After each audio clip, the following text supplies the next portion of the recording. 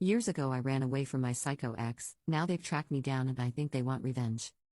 I, 27 feet, ran from my brutal ex when I was 4 months pregnant. I managed to flee into a different state, changed my name, and also didn't name our baby what we had planned. The only way he had of tracking me down was my name, but since that was gone, I felt free.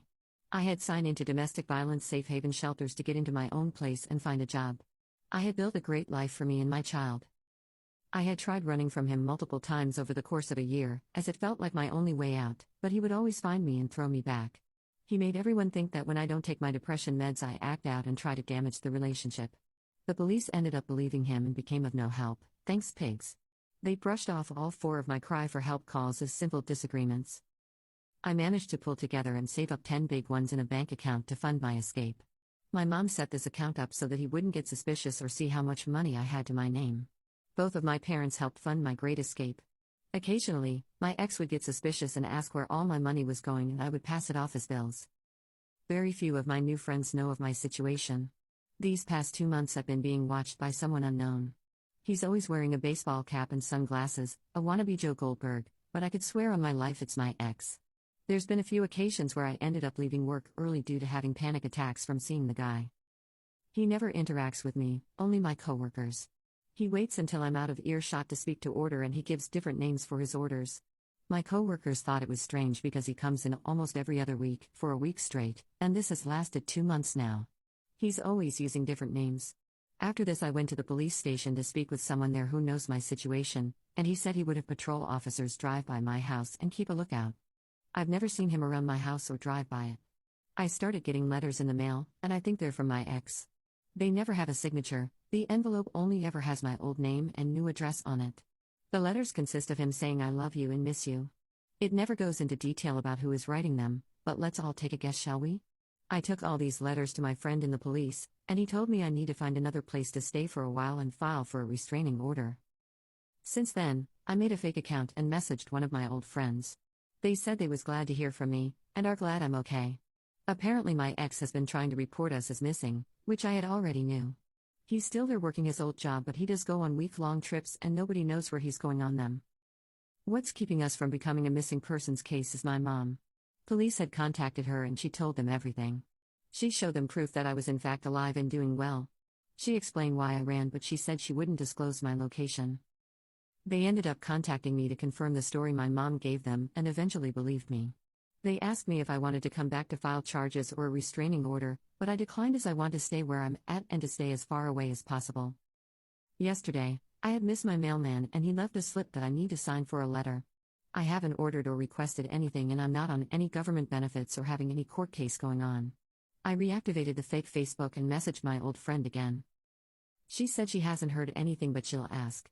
I keep it active and she messaged me early this morning. She said that there is some talk that he knows where I'm at and he's thinking about going to court and take me for custody. I don't think I want to go pick it up the letter. I don't want to face the possible truth that he has found me. I don't want to go back to my old life. I don't want to relive the nightmare I had finally escaped. I don't know what to do at this point.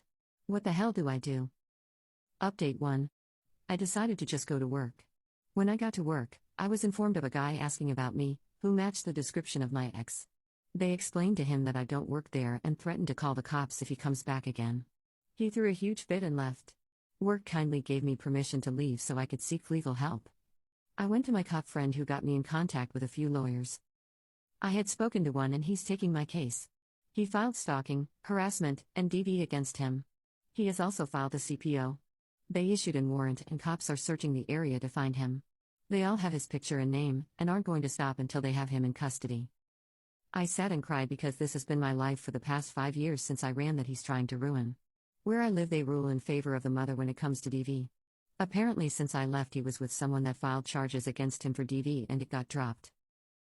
Update 2. He was caught. They found him late that night when he ran a red heading back home. He was processed and sat in his cell, waiting to appear in front of the judge on his warrant for DV, which was that following Thursday. When he was arrested and processed, they served him the CPO.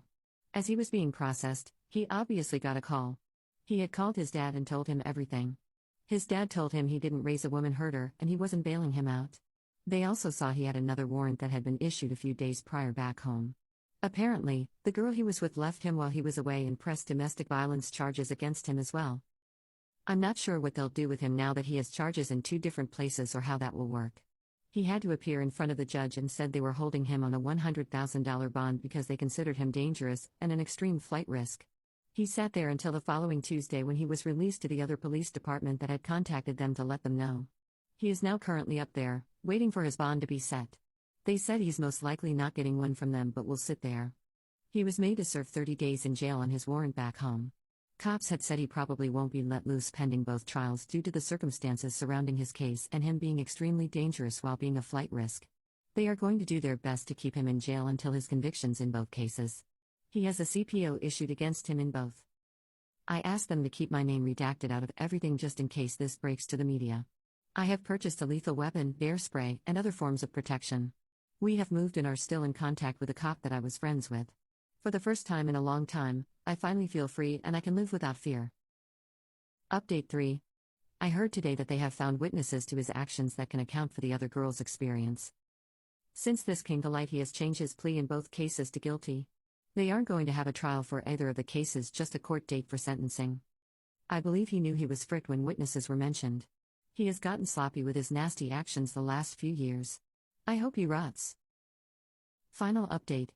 He's now been sentenced and here's what he's been charged for.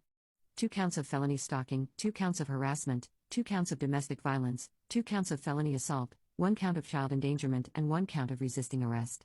He's to serve them consecutively. They didn't punish him with a max sentence on the felonies cause he pled guilty and waived a trial, just took the sentencing. They wanted this done and over. The sentencing took a little longer because it was between 2 states. He'll serve all his time in one state then transfer to another and serve his time there. He's getting a total of 8 years. Me and my baby has since relocated and thank God every day for those that helped. I'm still in contact with the people I knew at my old home. They are glad we are doing well.